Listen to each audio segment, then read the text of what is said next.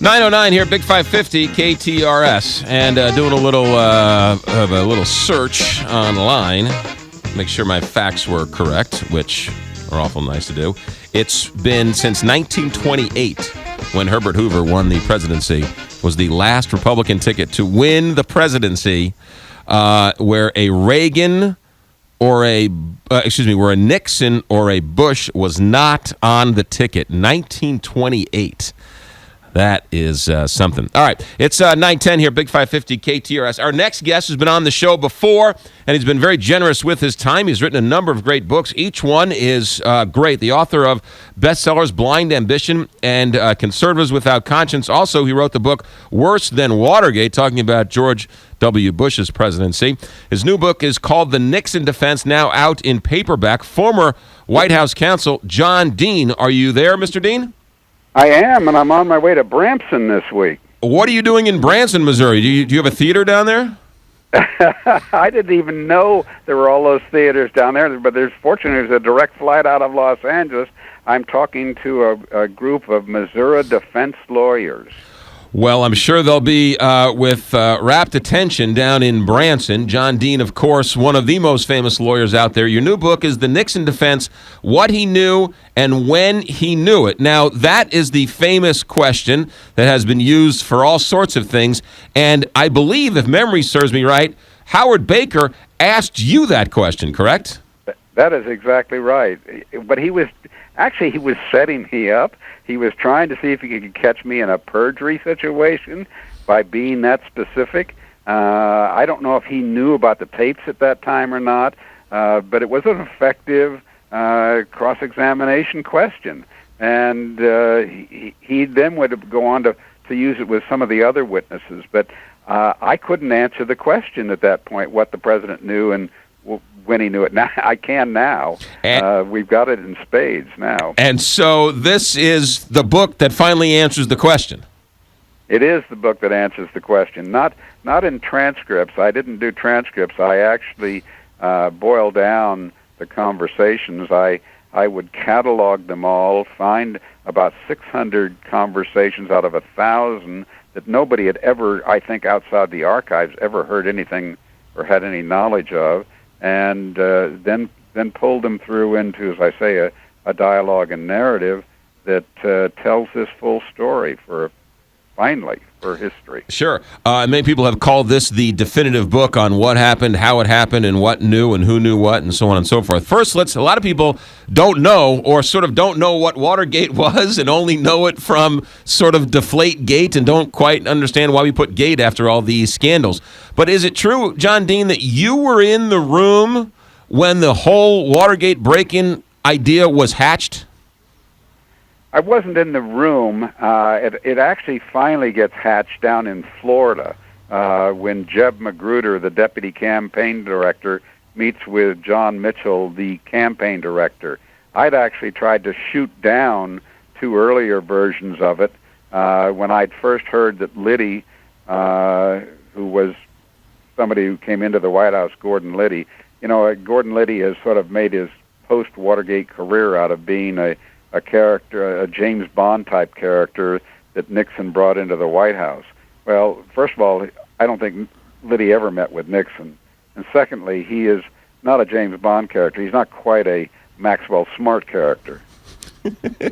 All right. So that was the idea, was to break in and to see what the Democrats were planning in their headquarters at the Watergate Hotel. That's the breakup, or that's the break-in, which ultimately leads to the scandal.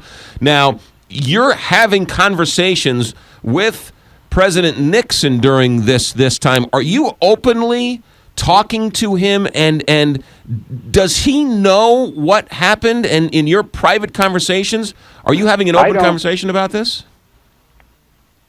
I don't meet with Nixon until 8 months after the arrest is when he starts calling on me. This is one of the gaps I needed to fill in, and why I found the tapes quite interesting. I didn't know what had been said in the Oval Office in those first 8 months.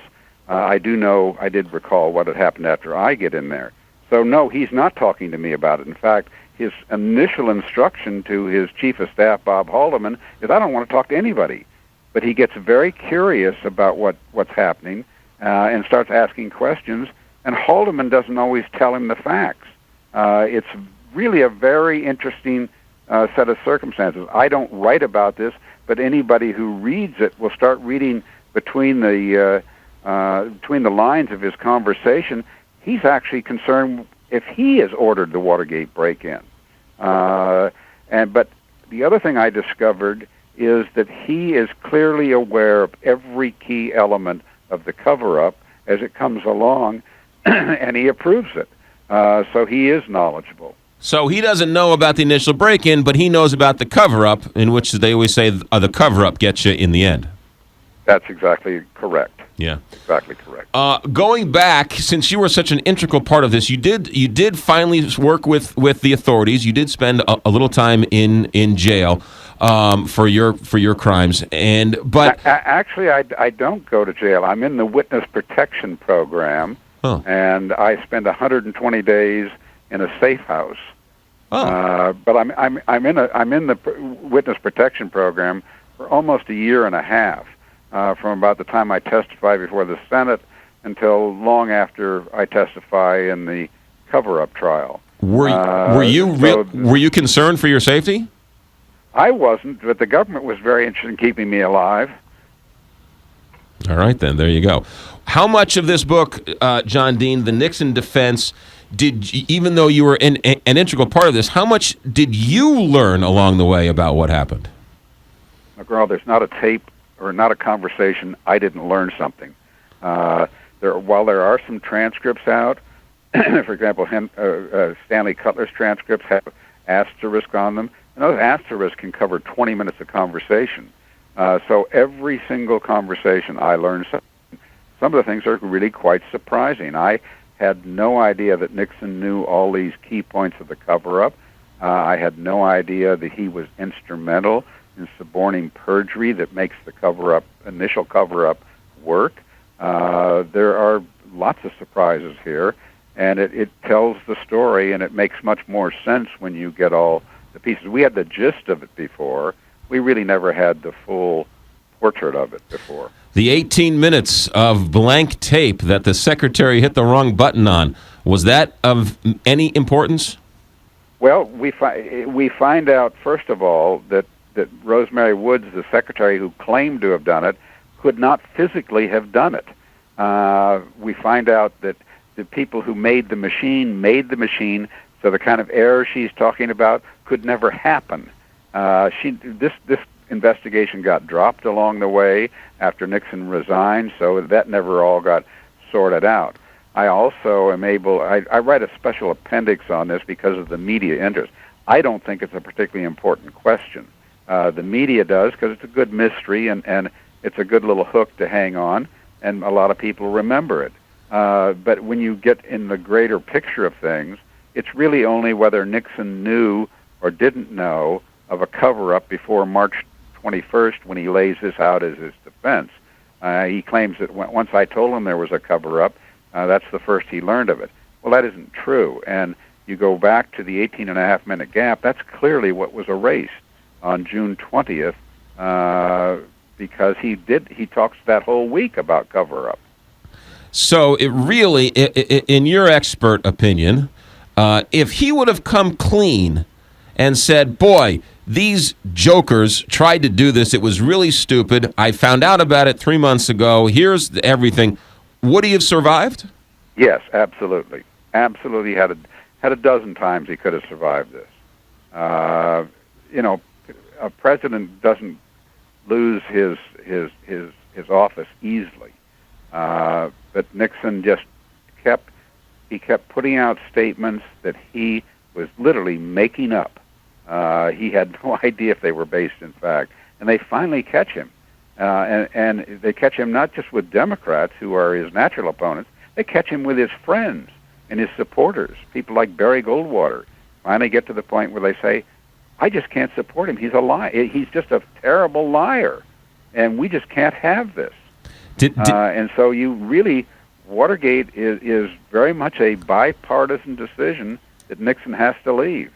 Did anybody get to him and say, look, Mr. President. The smart move is to cut your losses here and just come clean. John Connally did. John Connally said, "Destroy those tapes and just go out and tell them what happened." But Nixon, I think, and he was correct. I think Nixon always knew those tapes had value, and he will later, even though the Congress takes them from him, he will go back to court for an improper taking and get $9 million, when $9 million is what, probably about $27 million today. John Dean, our guest, the book is called The Nixon Defense, What He Knew and When He Knew It. Are all the tapes, you went back and listened to all the tapes, are all the tapes out, or are there still some that are held back?